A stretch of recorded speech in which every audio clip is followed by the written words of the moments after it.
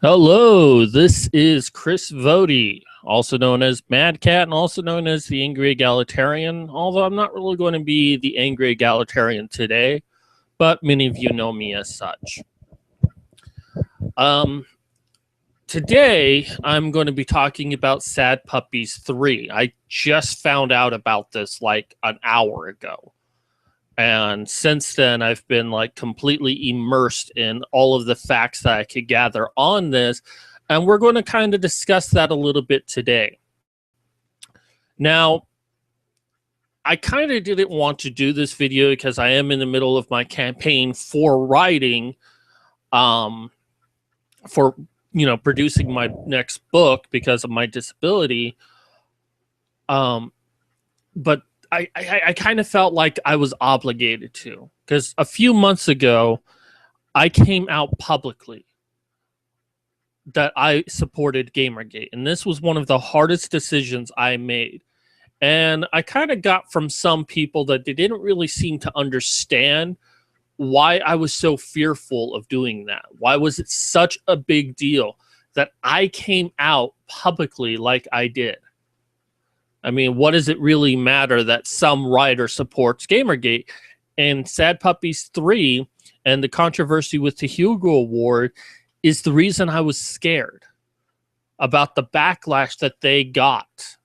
And I actually saw it when I first became a writer. And I'll discuss that in greater detail as we look through the various things. But I kind of want to go through and talk about a couple of elements to this and give you my views on it.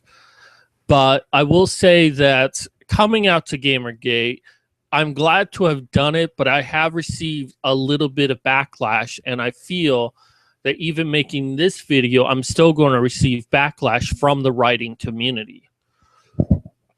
Now, I originally came upon this article because of a blog I follow. I won't mention whose blog it is. The person in question was against Sad Puppies 3, is against Gamergate. Makes you wonder why I'm following this person. Well, mostly because he writes good articles on writing. And I don't agree with his politics. In fact, we contrast a lot. But again, he writes good articles. He writes very good articles on writing. So I follow him because, I like those articles. Now, the issue here, the question is whether or not the content of a story should be weighed on a person's personal politics or anything like that. And that's what Sad Puppies 3 really seems to be about, is saying, when it comes to things like a Hugo Award, take that out of contention.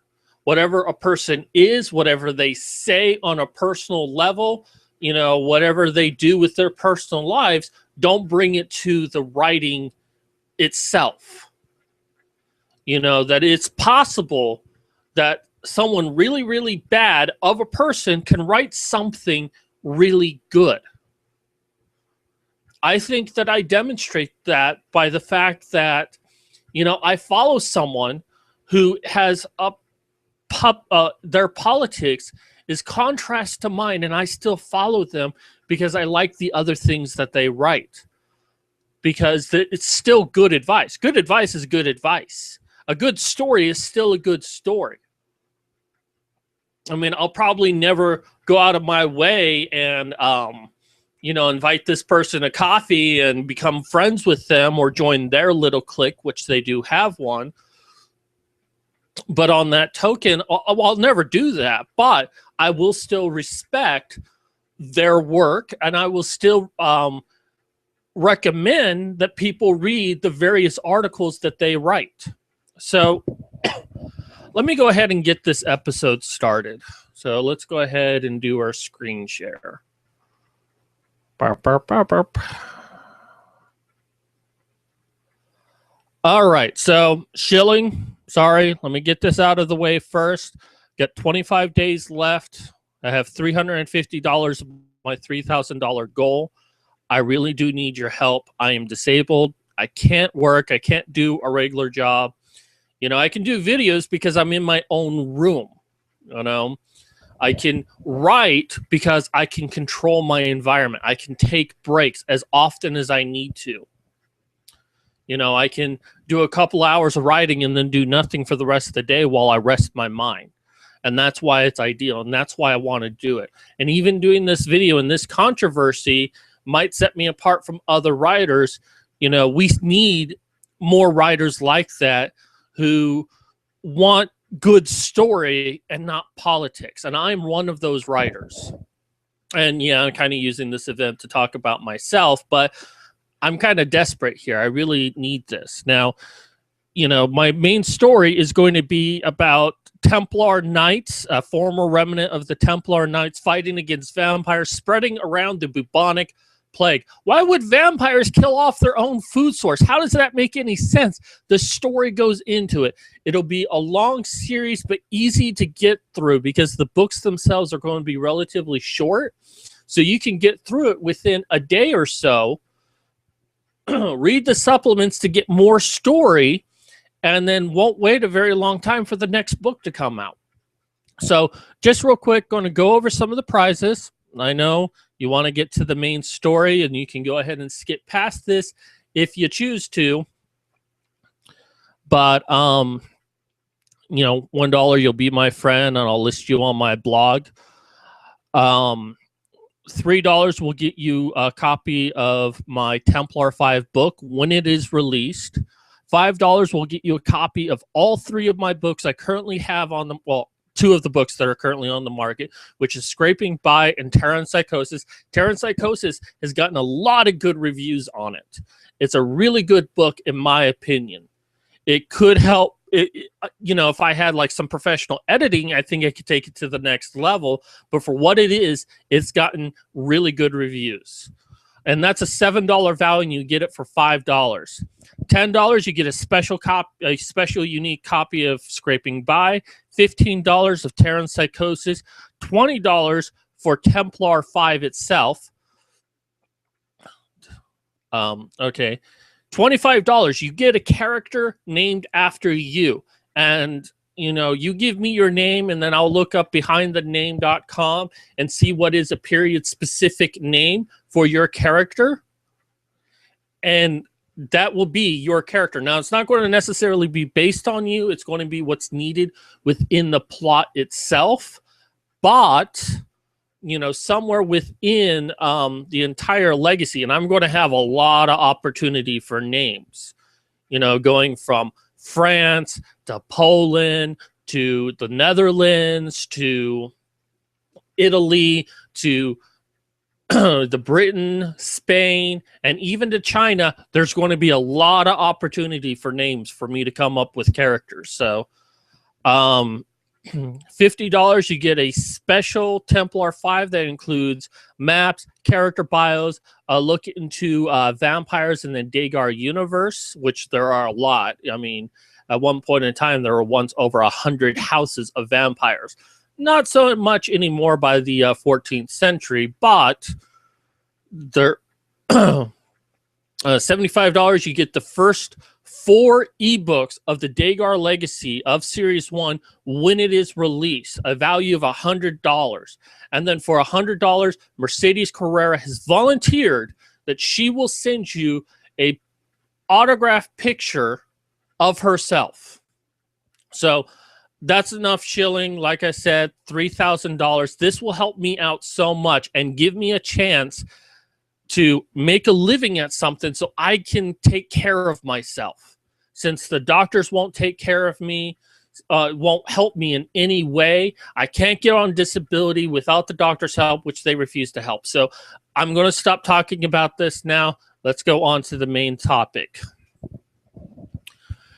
So we're going to look at this article in a little bit more detail. It looks like it's from Breitbart.com. And then we're going to look at a few other articles after that to kind of spell this out a little bit more. So Hugo Award nominations swept by anti-social justice warriors, anti-authoritarian authors. So that looks like one really sad puppy. I guess I'd be sad too if I looked like Brain from Pinky and the Brain. Pinky and the Brain, the Pinky and the Brain. Anywho, it is so cute though. So yeah, we're going to look at this article in a little bit more detail. What a time to be alive! Liberals write for Breitbart. A cartoon girl in a green and purple is a symbol of terror for the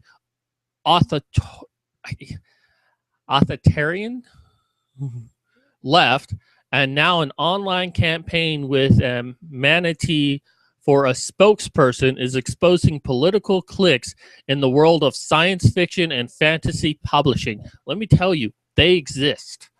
Even before I found out about Sad Puppies, I knew of these cliques existing. And when I first wanted to be a writer, I wanted to be a part of these cliques, because being a part of these cliques was almost like a brotherhood, was almost like a fraternity or a sorority, given that they're anti-feminine, given that they're feminist in nature. But I wanted to be a part of it because if I was a part of it, it means I'd sell books. I've since, and that was like 3 years ago when I was like really wanting to be a part of this stuff. Not so much anymore.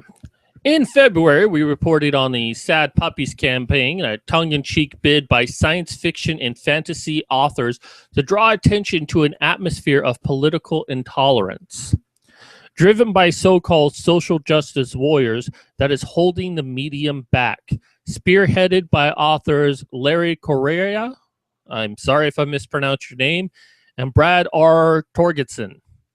The campaign sought to break the stranglehold of old cliques by encouraging a more politically diverse group of fans to take part in the annual Hugo Awards. That seems like a really good thing to me. You know, let's stop with this politics. Let's stop with all of this politics, and let's just get a politically diverse group of people to decide what is the best work. A week of rumors about the campaign's success were confirmed this Saturday when the announcement of the final Hugo Awards ballot. Authors and works endorsed by the Sad Puppies nomination slate swept the field, a reflection of just how many new fans the rebel authors have brought into the Hugo process. Recommendations from Vox Day's allied Rabid Puppy slate also dominated. Indeed, in the categories of Best Novella, Best Short Story, and Best Novelette, the two slates swept the entire field, an astonishing achievement for a genre some considered to be wholly owned by the social justice tendency just a few short years ago. It's worth noting that the Sad Puppies were not the first group to propose a slate of suggested nominations. The trend was started by former president, Science Fiction Writers Guild of America, John Scalzi, who hosted an annual award pimpage post on his blog. British writer Charles Stross followed his example, but there was little semblance of a backlash to either Stross or Scalzi, who were both deeply embedded in the existing clique. So what this is saying here is that John Scalzi, who I've actually met before, I don't ever think you'd ever remember who I was. I was just some random person at Comic-Con, but I have met him before. I didn't really have any strong opinions of him, but so basically a few years back, John Scalzi is like, well, you know what? Let's get our clique on the inside and we can decide who should get it awards.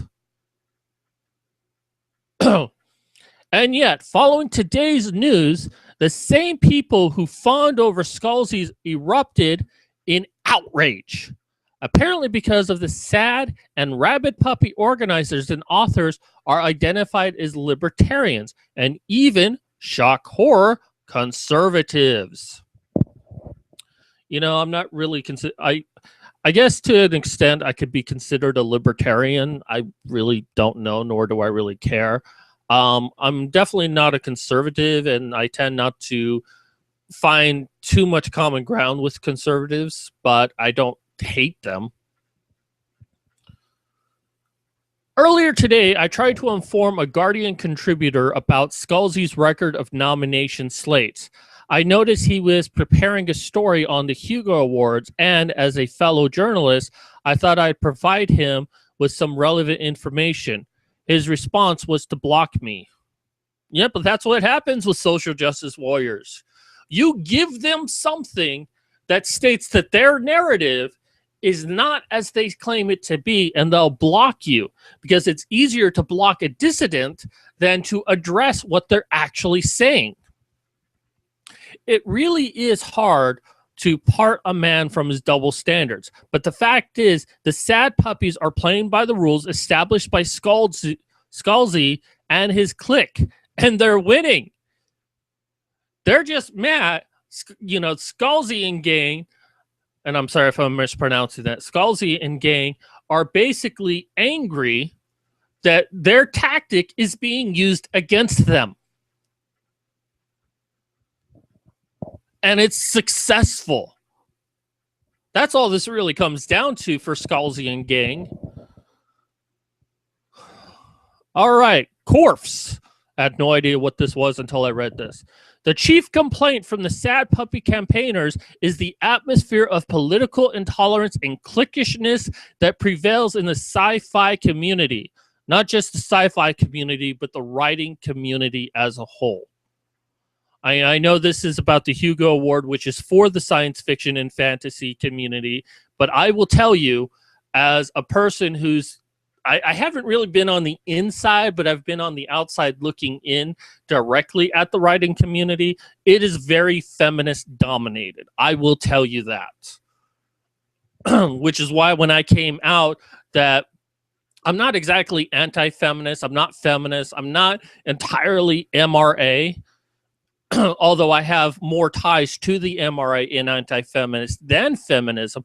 I'm an egalitarian. I support all of those who want true equality, but not all feminists will see me as, a possible ally. They will see me as an enemy. So when I came out to Gamergate and said, look, I support Gamergate. I support Not Your Shield. I'm disabled. I'm a gamer, and I write, and I want to be a writer, a full-time writer. I was scared that feminists, and I'm still scared of this, that feminists would find my books and give me 100 one-star ratings, which would destroy my placement within Amazon.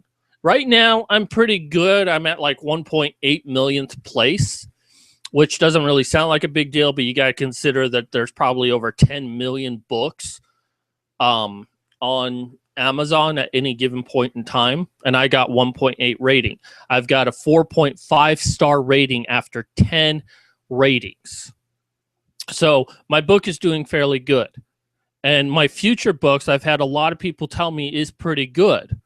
And I guess, when I release my first book later this week, I'll get a little bit more feedback from people, which I welcome, because, the feedback I get, I can put into my book and make better. Or just completely ignore you altogether. Either or is a possibility, but I do take reviews seriously, even if I don't follow them. But, a feminist could find my work and 100 or 1,000 of them could all give me one-star ratings and completely destroys my work. That is a fear I have, and I still came out. So according to the libertarian sci-fi author Sarah Hoyt, whispering campaigns by insiders have been responsible for the de facto blacklisting of political nonconformist writers across the sci-fi community. Authors who earn the ire of the dominant clique can expect to have a harder time getting published and being quietly passed over at award ceremonies. Ding, ding, ding. This was, I'm not really at the quality yet of receiving awards, but certainly now that, I'm an activist for Gamergate, that's something I have to face. This is why I support Sad Puppies. So, where was I? So, as with Gamergate, the political biases of a small elite has led to the exclusion of those who think differently, even if they are in the majority. Brad R. Torgerson, who manages this year's Sad Puppies campaign, spoke to Breitbart London about its success. I am glad to be overturning the apple cart. Numerous author, editors, and markets have been routinely snubbed and ignored over the years because they were not popular within the WSFS, which I believe that's Western science fiction something, or because their politics have made them radioactive. And I'm probably radioactive myself. Not that I'm really a big deal or anything, but, I kind of tried to distance myself from other writers because I didn't want them to be affected by me. Torgerson cites a host of authors who have been suffered de facto exclusion from sci-fi community: David Drake, David Weber, L.E. Modesitt Jr. He's a very good man. Me and him have actually discussed economics before in world building. He knows his shit. I have a lot of respect for him. Kevin J. Anderson, Eric Flint, and of course Orson Scott Card, the creator of the world famous Ender's Game, which was recently adopted into a successful movie. Despite his phenomenal success, Scott Card has been ostracized by sci-fi's inner circle thanks to his opposition to gay marriage. You know what? I don't agree with Scott Card. I don't like his politics, and I don't really like him as a person. But I've read Ender's Game. I enjoy it. I saw the movie. I enjoy it. I've read a few other things by Scott Card, and I enjoyed it. Now, of course, this was before his politics really came to fruition. But I even tried reading L. Ron Hubbard's book on Battlefield Earth. And I knew who L. Ron Hubbard was. I didn't really like L. Ron Hubbard either. I tried to read the book. Oh my God, it was boring. Snooze fest. But, I tried. But I didn't let something like how I felt about the author to color my judgment of their work. And I still even recommend people read Ender's Game, that it's actually a good book, despite the author, saying that he's against gay marriage. Don't like the author, but like the book. Torgerson and Carrera have a name for their inner circle. They call the name for that inner circle. They call them Corfs, cliquish, holier than thou, obnoxious, reactionary fanatics. Yeah, that's about as good name as you're going to get. It's roughly equivalent to social justice warriors, the internet pejorative used to describe politically intolerant activists who are social shaming and abuse to dominant communities, while enthusiastically painting themselves as a victim of both. The Humblings of Tor.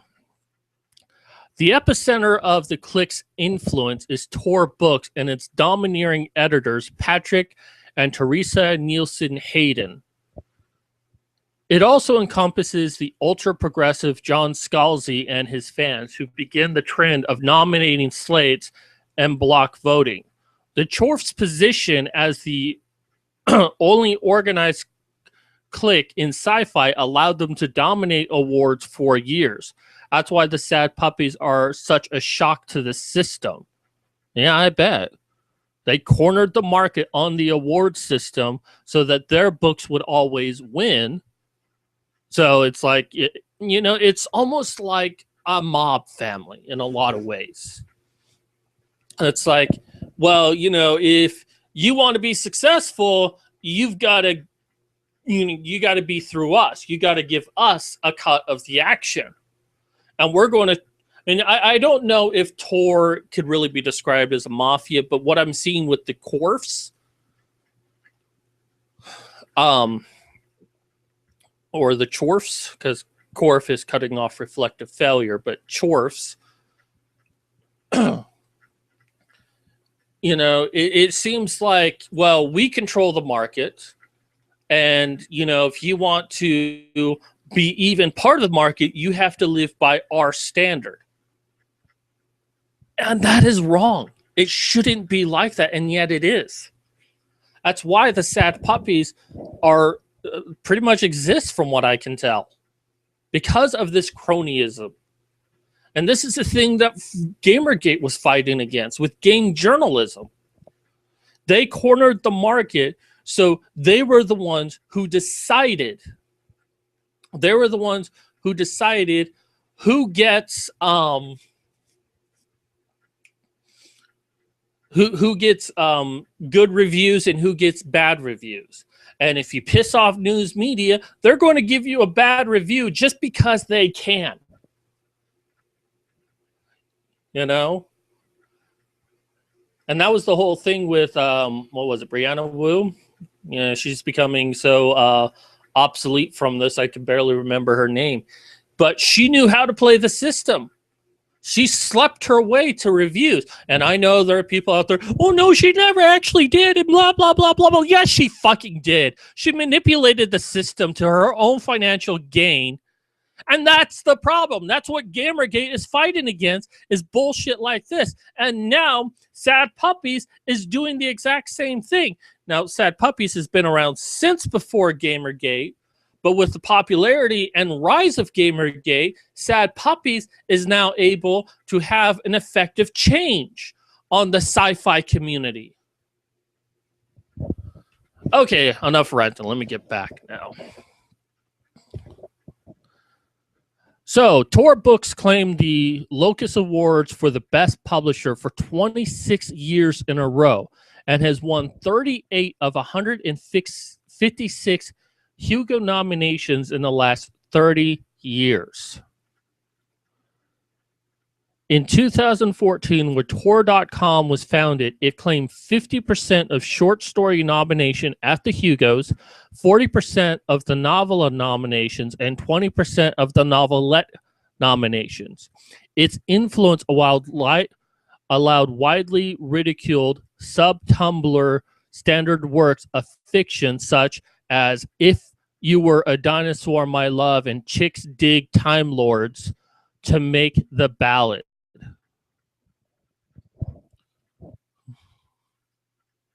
It makes me wonder if this is why 50 Shades of Grey was also so popular. I mean, I know a lot of the other things about 50 Shades of Grey, but it makes me wonder if this Chorfs had anything to do with 50 Shades of Grey.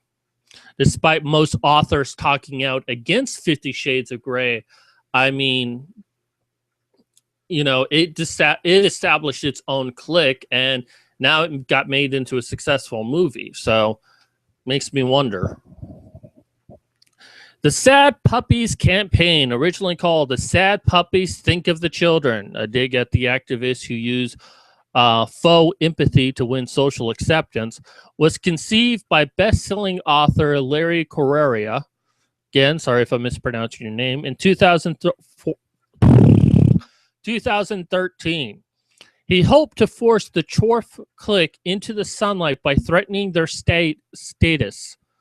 Instead of welcoming the arrival of the new politically diverse fans to the community, he predicted that the Chorfs would engage in an angry backlash to protect their influence. He was not disappointed. As news of the Sad Puppies' success trickled into the Chorfs' network and insiders this week, they began a very public meltdown and 1,000+ page discussion on Teresa Nielsen's Haydn's site. 1,000 page? Wow. The clique left readers with no illusion about the fact that the new fans were not welcomed. With no basis whatsoever, both Patrick and Teresa Nielsen Hayden, remember they're responsible for Tor, suggested that the influx of new nominations were not true sci-fi fans and threaten to unleash the fanish wrath against new arrivals. This sound familiar? This is what feminists do when they try to distance themselves, like, well, feminism is all about equality between men and women. Well, what about Mary Koss, who said that men can't be raped and that 1 in 5 women will be raped in their lifetimes? Oh, well, not all feminists are like that. This is the same fucking crap they're doing right here. These are not true science fiction fans. We should kick them out so we can maintain our influence. I guess the angry egalitarian is coming out today. So let's hear her quotes. Those of us who love science fiction and love fandom know in our hearts that the Hugo is ours. Notice the Hugo is ours? How dare you? How dare you fucking say that? Science fiction is for everyone, and just because someone doesn't agree with you doesn't make them wrong. One of the most upsetting things about the Sad Puppy campaign, is it didn't come sooner. Not their fault, but it should have came much sooner than that to prevent something like this from happening in the first place. One of the most upsetting things about the Sad Puppy campaign is that they're saying that the Hugo shouldn't belong to all of us. It should belong to them. No, they're saying that it should belong to everyone else, and you're the one who's angry at them for trying to encroach on your power, trying to encroach on your status quo. The Hugos don't belong to the set of all people who've read genre. They belong to the Worldcon and the people who attend and or support it. You mean support you. The set of all the people who read science fiction since start the own award.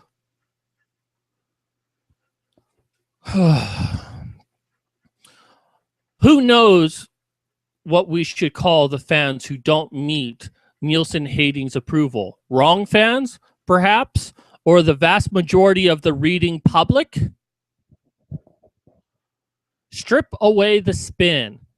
And what Nielsen Hayden is actually saying is that Hugo Award belongs to Tor Books and their associated in-group.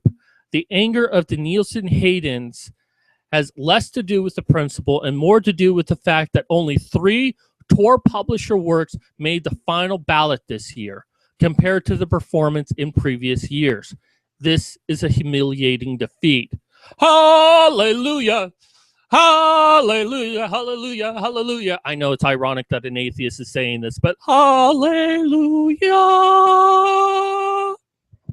Hallelujah! I don't have anything directly against Tor Books, but given how she's talking, I kind of have developed the opinion that they're not as good as they claim to be. It's just like, hey, you want to be successful, you have to be through us because we control one of the most coveted awards in science fiction. Naturally, many of the clique's members are trying to claim foul play. Some argue that campaigning for nominations is inherently unfair, despite the fact that Corf's approved authors John Scalzi and Charles Stross have openly campaigned for Hugo votes and nominations in the past. In other words, it's okay when we do it, but it's wrong when you do it. Others argue that Sad Puppies campaign is a vehicle of self-promotion for its creator, Larry Correia. Again, apologize. Allegations that he is using the slate to advance his own works have dogged him since 2013.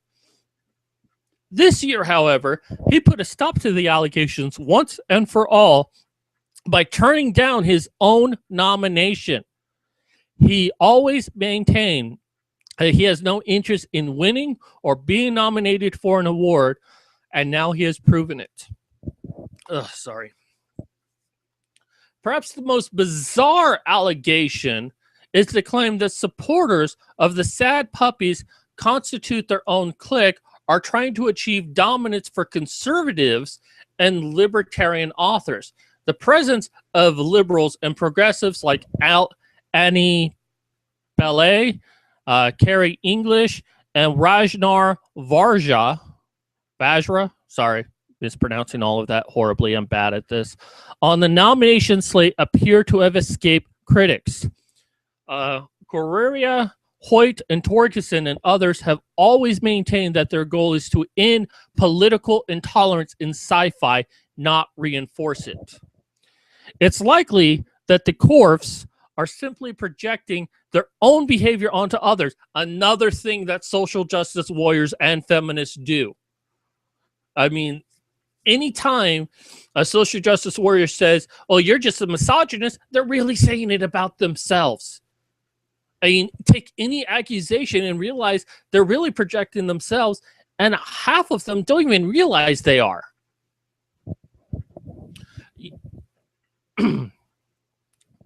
It's like when a man or a woman accuses their lover of cheating on them. It's like, well, you're just going around and cheating on me. Most likely, they are the ones who are actually cheating and trying to get you to admit it so they can feel justified for doing it or won't feel guilty for doing it.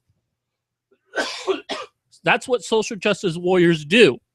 They want you to admit for being misogynist or sexist or racist so that when they do it, they can feel justified that they're doing it because you're doing it. And that's what's happening here. When you've been engaged in political intolerance for so many years, it must be hard to imagine that anyone thinks differently. As soon as news of the Hugo nominations began to spread, those closed-minded bigots, there is no other word, started angrily discussing options to deny the Sad Puppies a fair shot at prizes. Instead of actually reading and evaluating the authors, they're now discussing voting for a no award, the Hugo equivalent of spoiling your ballot paper. You know, one of the things, I wrote an article today on my blog. It was called False Consensus Bias or False Consensus Effect. And these Corfs are living it to the T. I mean, they really embrace it and don't even see it. They feel that they represent the vast majority, that more people support their kind of thinking than they realized. And probably, Sad Puppies has demonstrated that they're wrong. Sad Puppies has proven that these chorfs suffer from a false consensus bias. That there are more people out there who are sick of the cronyism, who are sick of this politics of only these people over here get nominated. Sorry, I'm stressing out my voice a little too much. Ooh, and there's my head. I can't do this for too much longer. Okay, so where was I? The Gamergate of sci-fi. Despite the outrage, the Sad Puppies campaign has been a resounding success. A new class of sci-fi fans has been introduced to the process, and the Corf's clique has suffered a major and perpetual fatal blow to its authority.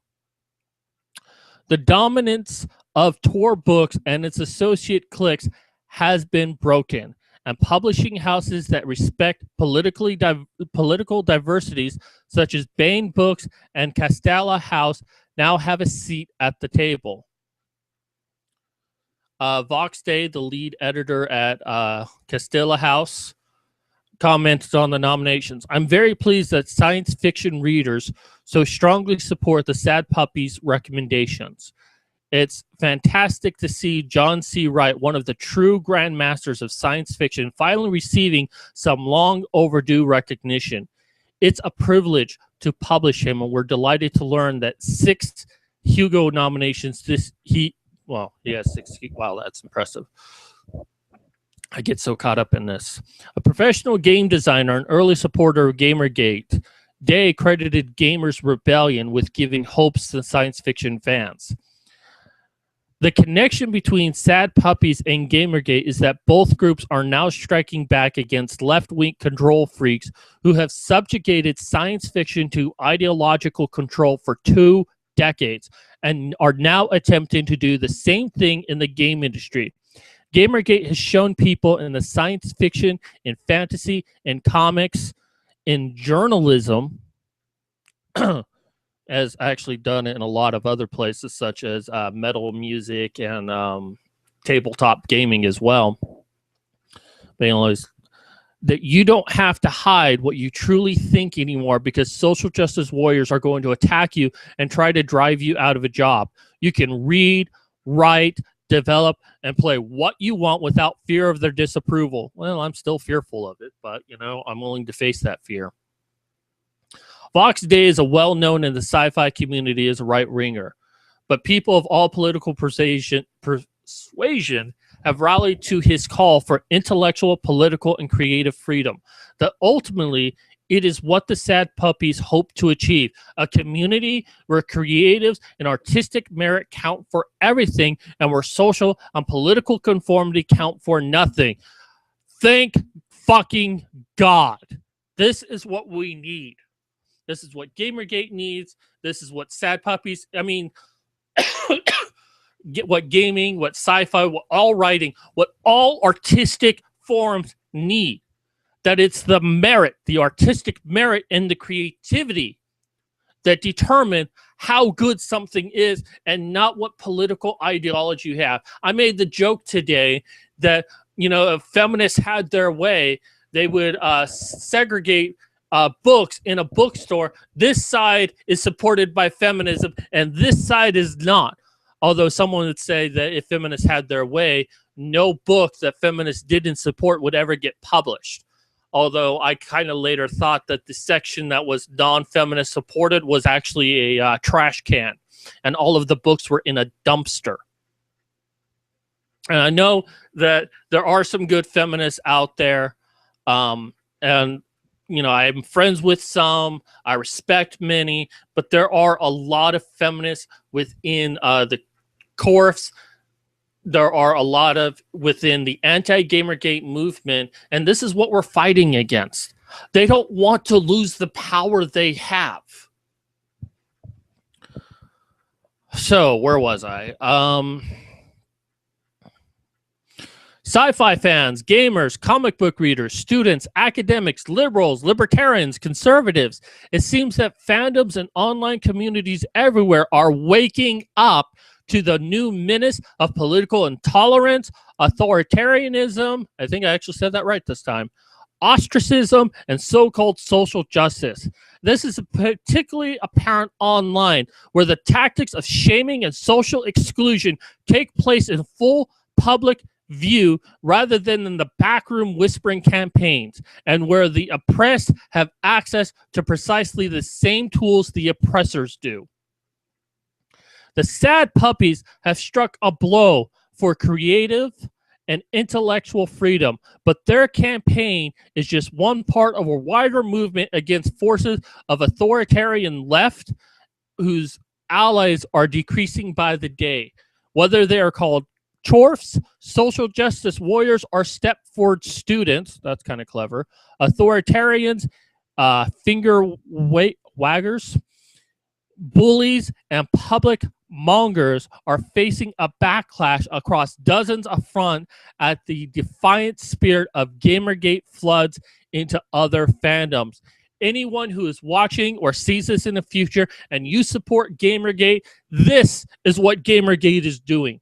This is why it's so important. And this is why I decided to come out to Gamergate, because I wanted to be a part of the solution and not perpetrate the problem. And I want to be a successful writer. And for the longest time, I tried to stay out of Gamergate. I tried to stay out of the men's rights movement. I tried so hard because I wanted to be a successful writer. And I knew that if I revealed what my politics were, that I could be blacklisted, that no one would support me. I've even been blocked by one person so far who is a feminist, an anti-Gamergater, who is a part of the writing world, and criticized me because I didn't rush to her aid when she said that people within Gamergate have been abusive to her. Now, the only reason I really didn't say anything to her about it is because it was the day that I was doing the Hope for Cytherea campaign to try to get voices together to help her. And she's like, well, you don't care about victims at all. Oh, so funny if you actually knew the reason why I didn't rush to your aid. And had I done it, had I rushed to her aid, I would have said, okay, I want you to give me names of all the people who spoke negatively to you that you think is from Gamergate. And I'm going to go in, check these people out. I'm going to ask around Gamergate to find out who these people are, try to get their side of the story. And if these are people that we need to police, then so be it. Because that's what Gamergate does. We police our own. If someone is doing something they're not supposed to, we make sure that they are either ostracized or punished. Feminism, anti-Gamergate, CORFs, social justice warriors, they don't do that. If someone is doing what they're not supposed to be doing, they'll turn a blind eye to it. Ordinary people are utterly fed up with the dominance of cliquish culture warriors whose bizarre opinions do not reflect those of the majority, a perfect definition for false consensus bias. They're fed up with being told what to do, what to believe, and whom to exclude. And whenever or whoever they may be, crusaders for political and social conformity are in the midst of a storm, and that storm is only just beginning. Oh, yeah, it is. So, let's take a look at a few other things real quick. So, as you'll note that this is a archive, Hugo Award nominations fall victim to misogynistic, racist voting campaign. This was an article on Entertainment Weekly that I believe came out a few days ago. And this article has been recently corrected on Entertainment Weekly by the same author. And we'll go over that in just a moment. I'm going to read you the only real difference between the two articles. The Hugo Awards have fallen victim to a campaign in which misogynistic groups lobby to nominate only white males for the Science Fiction Book Awards. These groups, Sad Puppies and Rabid Puppies, which both are affiliated with last year's Gamergate scandal, urge sci-fi fans to become members of the Hugo Awards voting body, World Science Fiction Convention, in order to cast votes against female writers and writers of colors. Membership only costs $40 and allow members to vote for the 2016 nomination as well as 2015. Their correction, and let me zoom this in.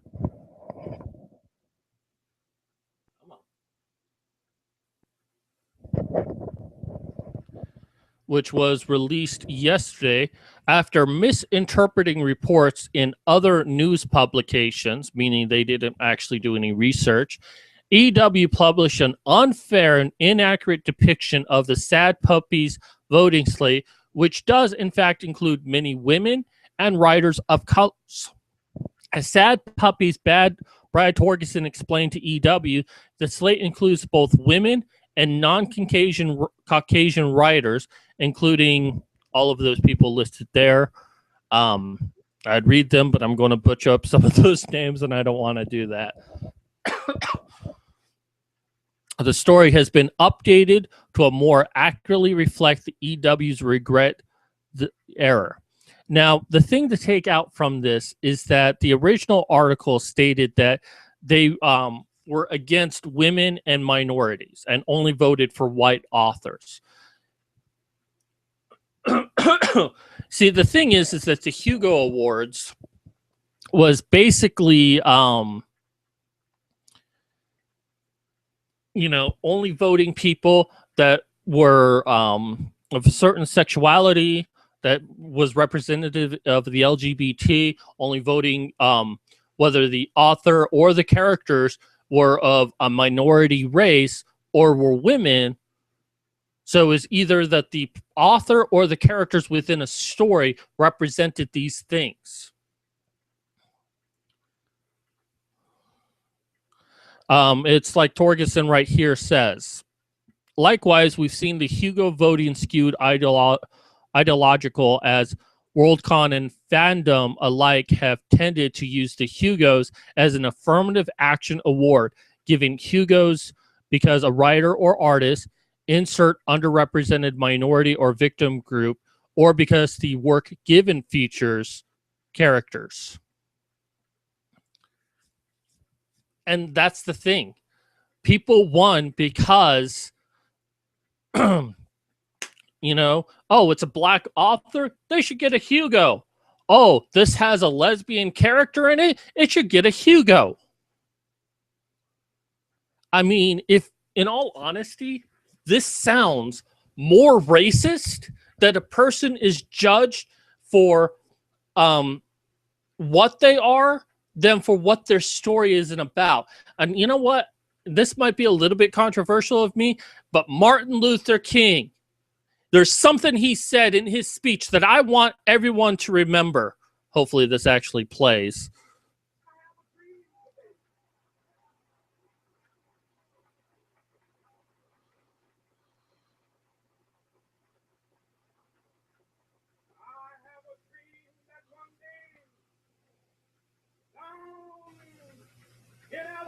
Oh, wait, let me back up a bit. Kind of missed it.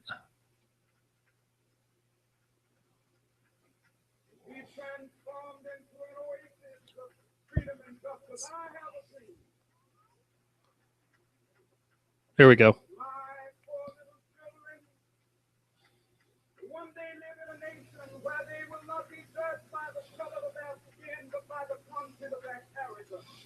Not judged by the color of their skin, but by the content of their character. Martin Luther King said that. And here we have a cronyism, the chorus choosing someone because of the color of their skin. Not by the content of their character, not by the content of their story, but by the color of their skin, but by their gender, by their sexuality. It doesn't matter anything else. It doesn't matter if they wrote a good story or not. If you happen to be a black lesbian, you get a chance to have a Hugo. It doesn't matter what you wrote.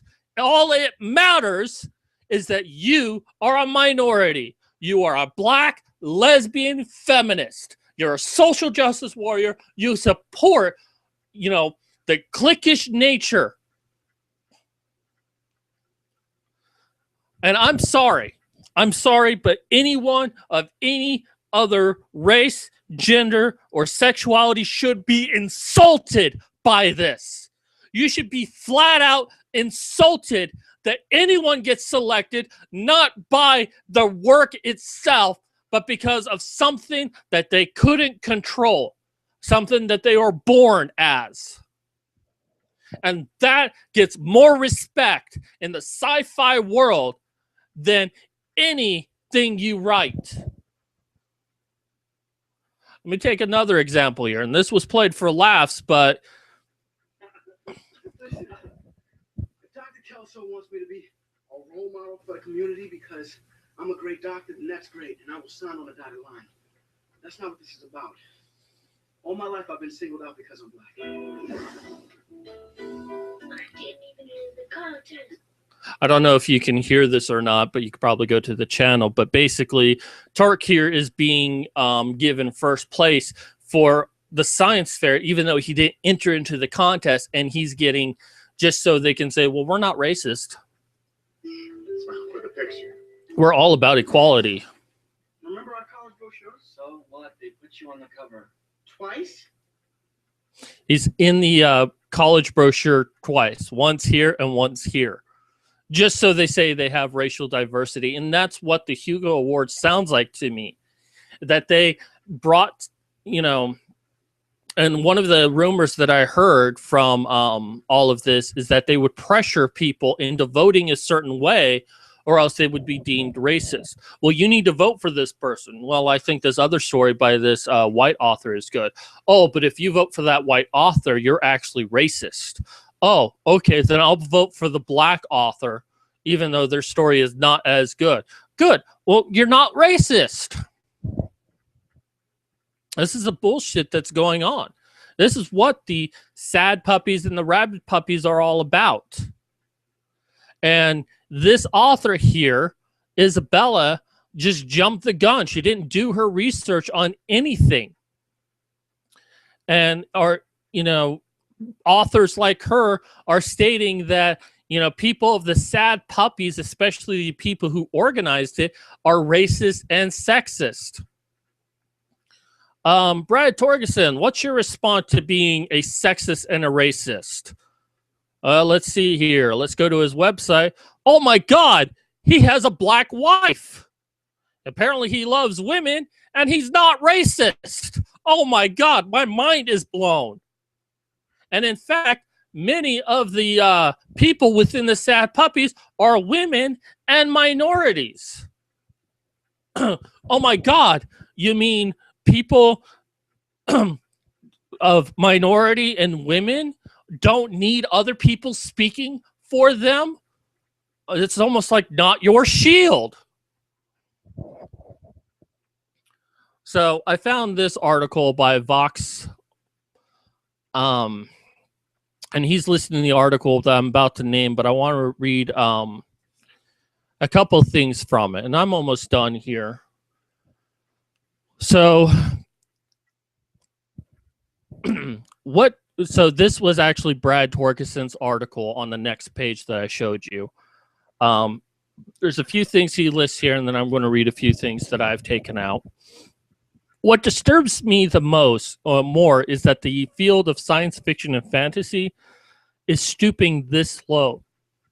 That some of my colleagues, and no, contrary to the impressions of the field 20 years ago, not everyone likes or gets along with each other, have decided to make the nerd argument over the Hugos into a decidedly personal grudge match, where the object is not to just win the argument, but to destroy the arguer.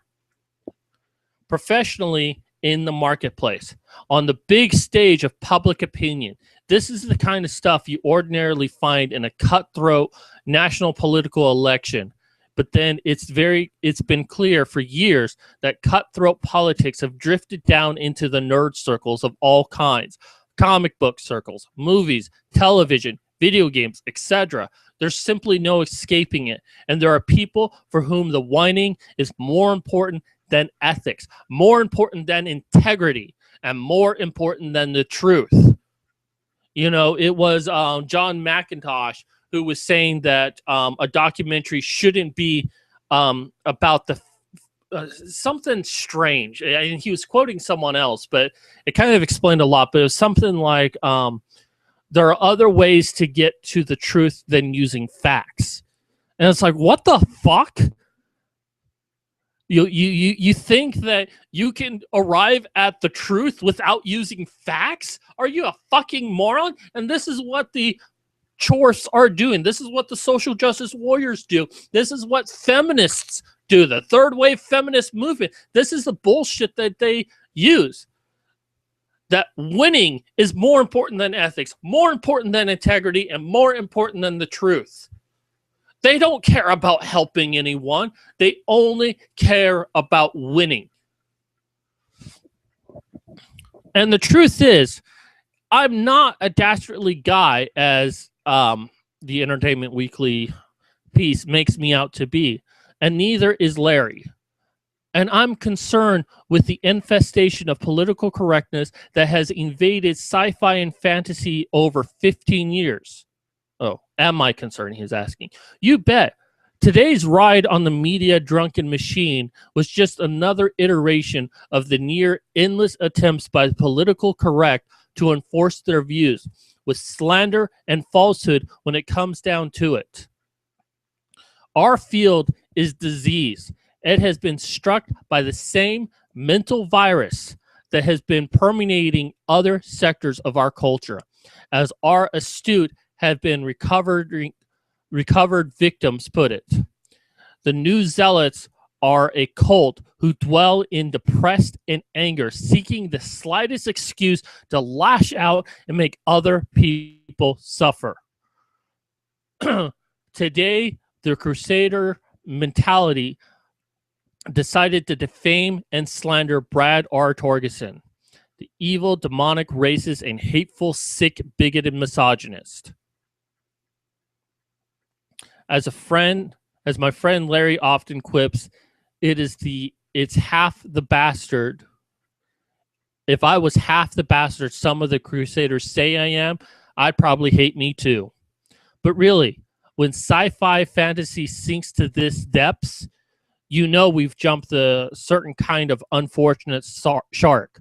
Political correctness has gone to a place of destructive, take no prisoners, soul tyranny that could very well and permanently wreck this field unless good men and women of conscience decide to stand up. Well, you better believe I'm motherfucking standing up. I'm not going to put up with this shit. This is why I came out to Gamergate, because I'm sick of this influence that social justice warriors has on the writing community, and I want to speak up against it. Sorry, let me go back to what he was saying. I made the decision a long time ago that I wasn't going to be one of those professionals who I cannot speak.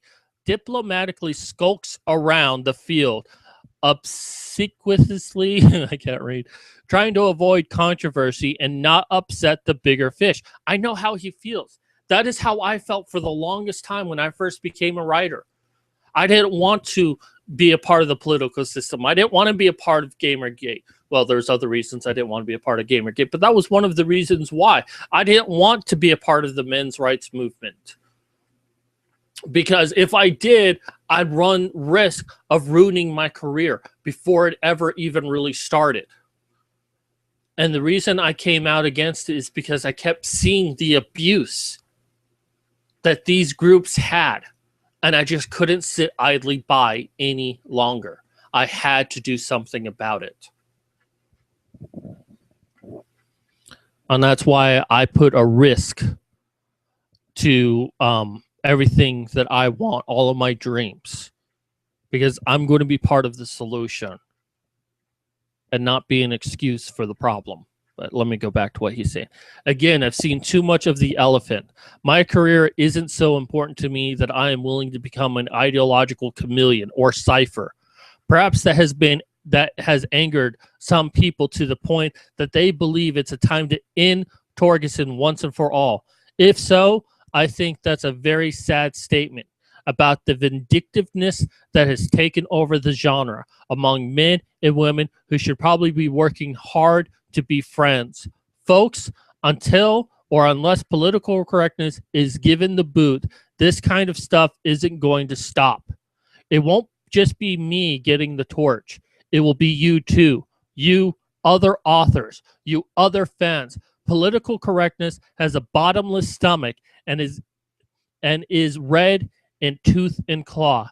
Even if you try to appease the beast, it will eat you eventually anyway. And that is very true. So let me go ahead and click on his link here. Those were excerpts taken from this article. It's a pretty long article. A lot of it is ranting. I recommend reading it, but let me, I'm going to leave this picture up here, and I'm going to pull out a few notes that I wanted to take from this. Okay, so he's talking about the journalist, because a blog journalist named Isabella, not saying her last name, working beneath the banner of Entertainment Weekly, penned a short, error-laden article titled "The Hugo Awards Nomination Fall Victim Misogynistic Racist Voting." The mistakes in that article could have been easily avoided if Isabella had done some research into the issues she was reporting on. Near as I can tell, Isabella was spoon-fed some links and a very rushed and sloppy narrative about Sad Puppies 3 being racist. and woman hating. And she posted all of this without stopping to consider whether or not she was disseminating into a wider world was true or accurate. And it was all about being right. It was all about winning. It wasn't about truth. It wasn't about integrity. It wasn't about ethics. And you see it firsthand with the Entertainment Weekly. They're not speaking out of their ass. You see proof that this is happening. The error-laden article quickly went viral, especially among opponents of Sad Puppies 3. Twitter, which he generally avoids and ignores, lit up like a Christmas tree, and quickly I had friends and other authors contacting me saying, Entertainment Weekly has run a hatchet piece on you. Better jump on it. So I read the piece. I noted the errors. I also noted that the piece made explicitly inductive links between Sad Puppies 3 and last year's great nerd controversy, Gamergate. The reasons for this were pretty obvious. Words like racist and misogynist are presently code for not part of the human equation.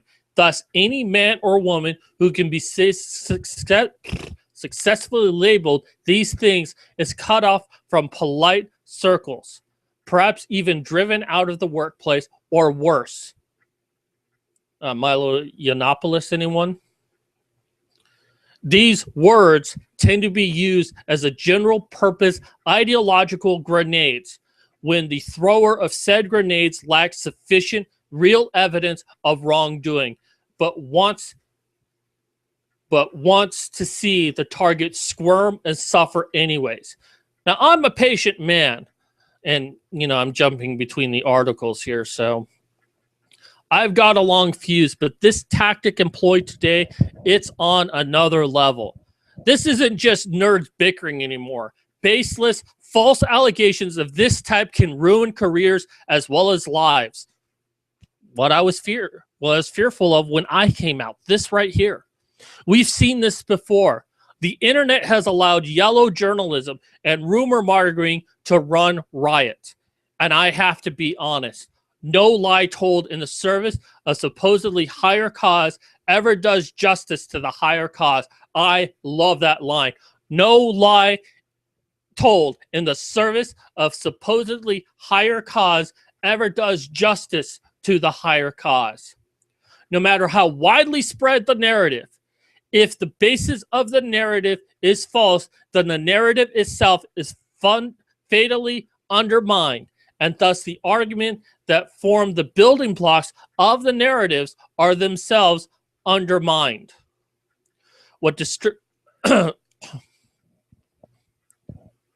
And I already read that paragraph from the last time.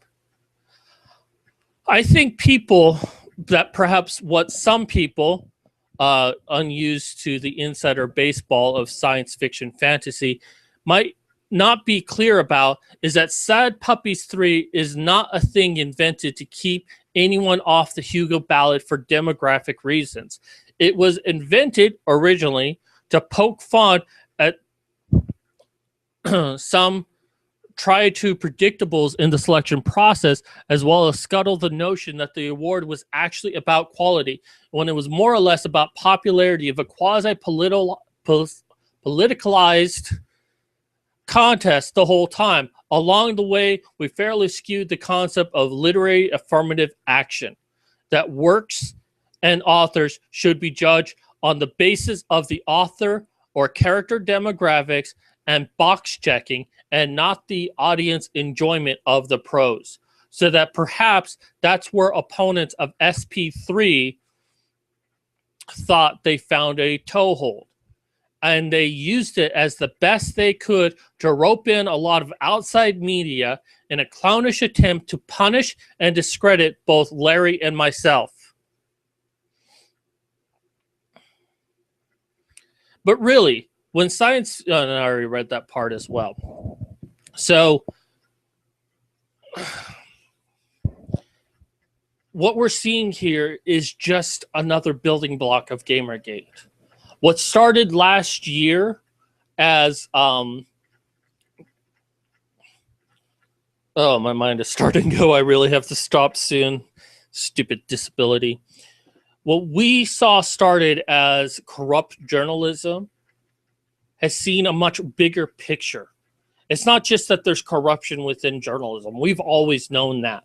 It's that there is a bigger force out there trying to control all forms of art, comic books, music, video games, and now writing.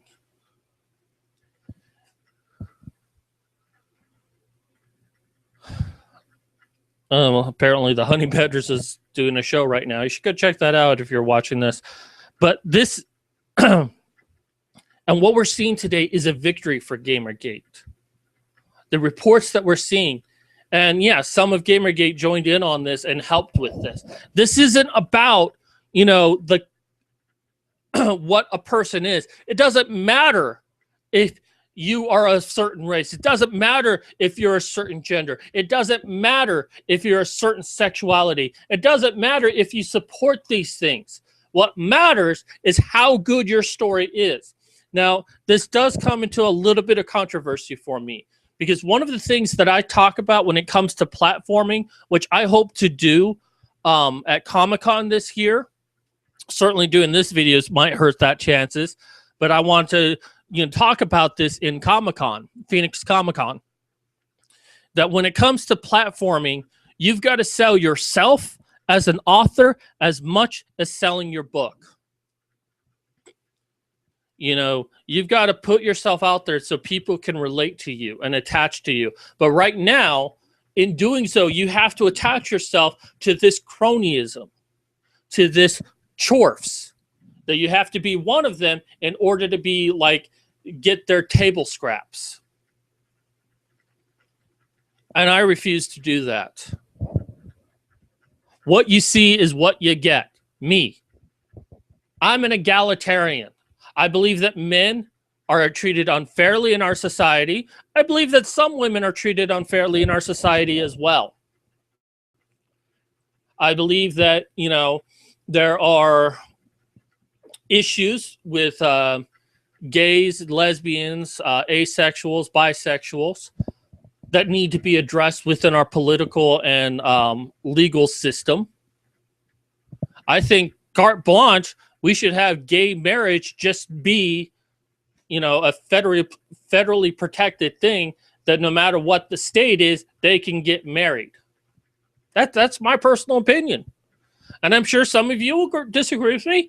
Good. I mean, the best quote that I can think of is that if you're dumb, you surround yourself with smart people. And if you're already smart, surround yourself with smart people who disagree with you. Kudos points to anyone who can tell me the source of that quote. And it's a very true statement. Yeah, sure, I like people who agree with me, but I also like people who disagree with me. And you know what? I will, you know, still support anyone who gives good advice out there, whether or not I agree with their politics. Because it's the content of what they write that's more important. While you should put yourself out there and you need to sell yourself as an author and to make friends and to make fans and to build a network and all of that, it still comes down to how good is your story. Because there are some people out there who will manipulate the system, who will get a book like 50 Shades of Grey to get a movie deal. That book is fucking horrible. I'm not even talking about the bad BDSM elements, and I'm talking about how it's actually written.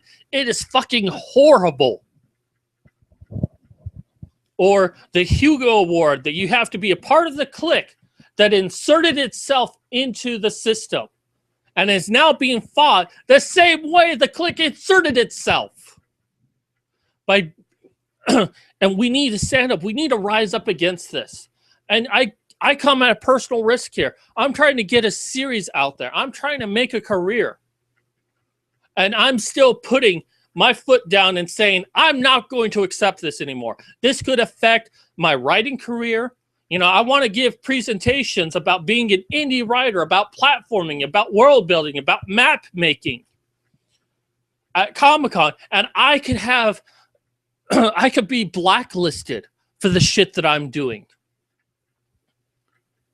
You know, someone at Comic-Con might be anti-Sad Puppies and decide, oh, he supports the Sad Puppies. We're not going to let him do a presentation at Comic-Con. And there's nothing I can do about that. That's the risk that I face in all of this.